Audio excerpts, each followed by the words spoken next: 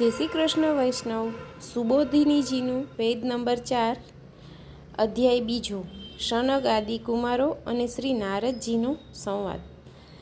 શ્રી નારદજી બોલ્યા, હે બાળા, તું વૃથા ખેદ કરે છે, તું ચિંતાતુર શા માટે થાય છે? શ્રી કૃષ્ણના ચરણ કમળનું સ્મરણ કરવાથી તારું દુઃખ જતું રહેશે।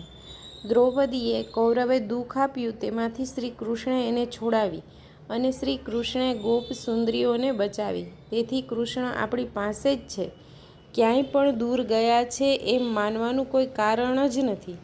તું તો સાક્ષાત ભક્તિ છે, એથી તો શ્રી કૃષ્ણને પ્રાણથી પણ અધિક પ્રિય છે। તારા બોલાવ્યા કૃષ્ણ નીચના ઘરમાં પણ પધારે છે।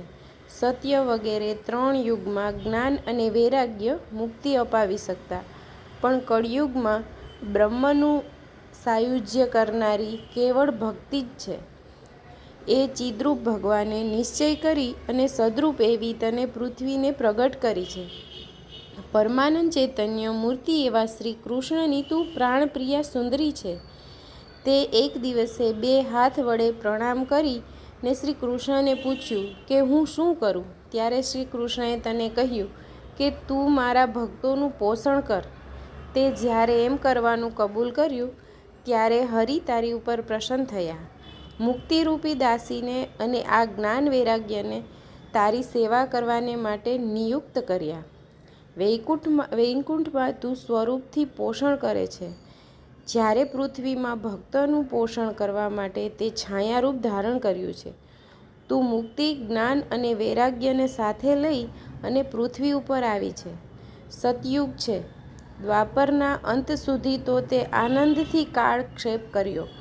પાખંડરૂપી રોગથી પીડાતી મુક્તિ તો કળિયુગમાં ક્ષીણ થઈ ગઈ। ત્યારે તારી આ આજ્ઞા મળવાથી એ પાછી વૈકુંઠમાં ચાલી ગઈ। જ્યારે તું એને યાદ કરે ત્યારે તે આવે છે અને પાછી વૈકુંઠમાં ચાલી જાય છે, અને જ્ઞાન વૈરાગ્યને તે દીકરા તરીકે તારી પાસે રાખ્યા છે। કળિયુગમાં બધાએ એઓના તરફ બેદરકારી કરી, તેથી એ નબળા અને વૃદ્ધ થઈ ગયા।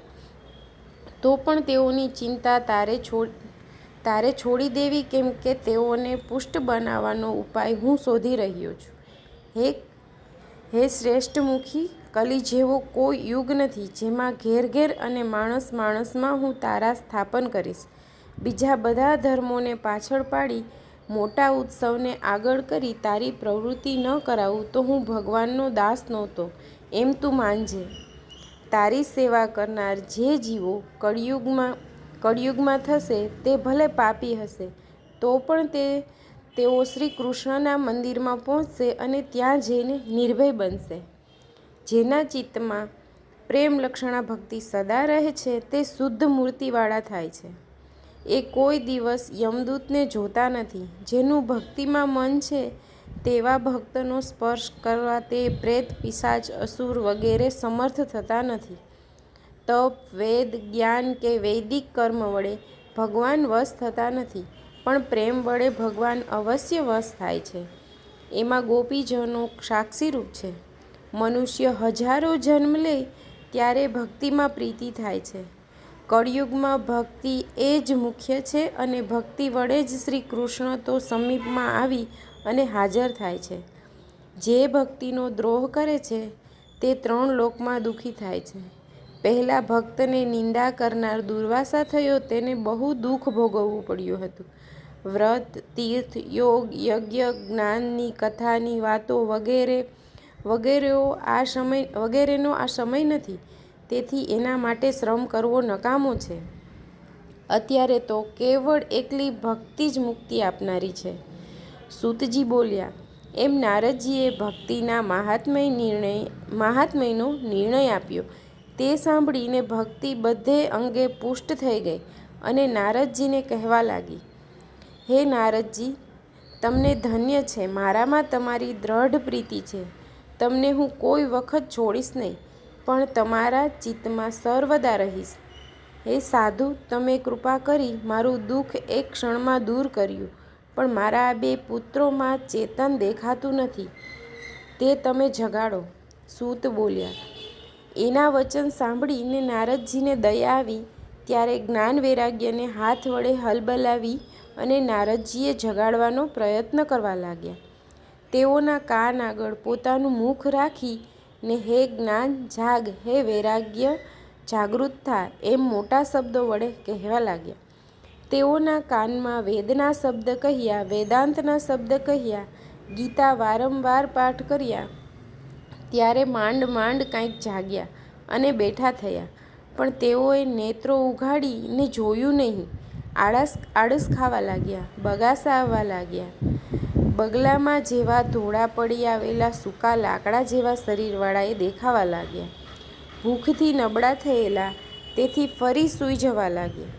ત્યારે નારદજીને ચિંતા થઈ કે હવે મારે આમને કેમ ચેતનમાં લાવવા, આમની ઊંઘ કેમ જાય, બહુ વૃદ્ધ થયા છે એ અવસ્થાને કેમ દૂર કરવી. હું ભાર્ગવ એમ ચિંતન કરવા ગોવિંદનું સ્મરણ કરવા લાગ્યો. ત્યારે એક આકાશવાણી થઈ કે હે ઋષિ, તમે દિલગીરી ના થાવ, તમારો ઉદ્યોગ સફળ થશે એમાં સંદેહ નથી.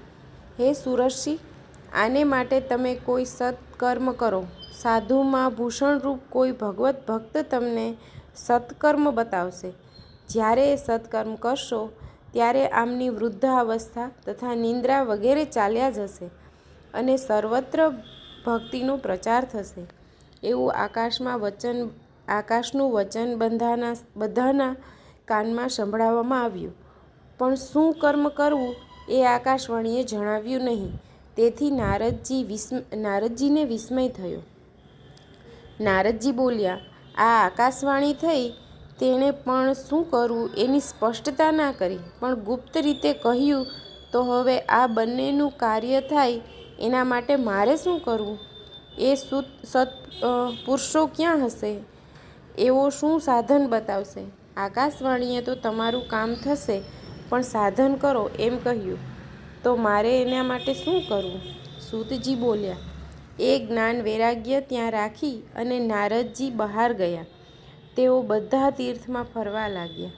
જે માર્ગમાં મુનીશ્વરો મળે ત્યાં તેઓને પૂછતા જાય કે બધા નારદજીનું સાંભળે છે કે? પણ કોઈ નિશ્ચયપૂર્વક કહેતું નથી. કેટલાક બોલ્યા, એ વાત તો અમને અસાધ્ય લાગે છે. કેટલાક કહે છે આકાશવાણી સમજવી તે સહેલું કામ નથી. કેટલાકે તો જવાબ જ ના આપ્યો. ત્યારે કેટલાક સાંભળ્યા વગર જ ચાલતા થયા. ત્યારે મોટો હાહાકાર થયો. એ સાંભળી ત્રણેય લોકોમાં નવાઈ ઉપજી. વેદાંતના શબ્દોથી અને ગીતાના પાઠથી ભક્તિ, જ્ઞાન અને વૈરાગ્યની ત્રિપુટી જાગી નહીં. ત્યારે હવે બીજો કોઈ ઉપાય તો ન રહ્યો એમ લોકો એકબીજાના કાનમાં કહેવા લાગ્યા. ઋષિઓને પૂછતા તેઓએ પણ નિશ્ચય ન કરી સદિત્વ વાત કરી કે નારદજી જેવા યોગી પોતે પણ જે વાત જાણી ના શકતા હોય તે વિશે બીજા મનુષ્યો કેમ કાંઈ પણ કહી શકે. બીજું આવતીકાલે. શ્રી વલ્લભાધીશ કી જય.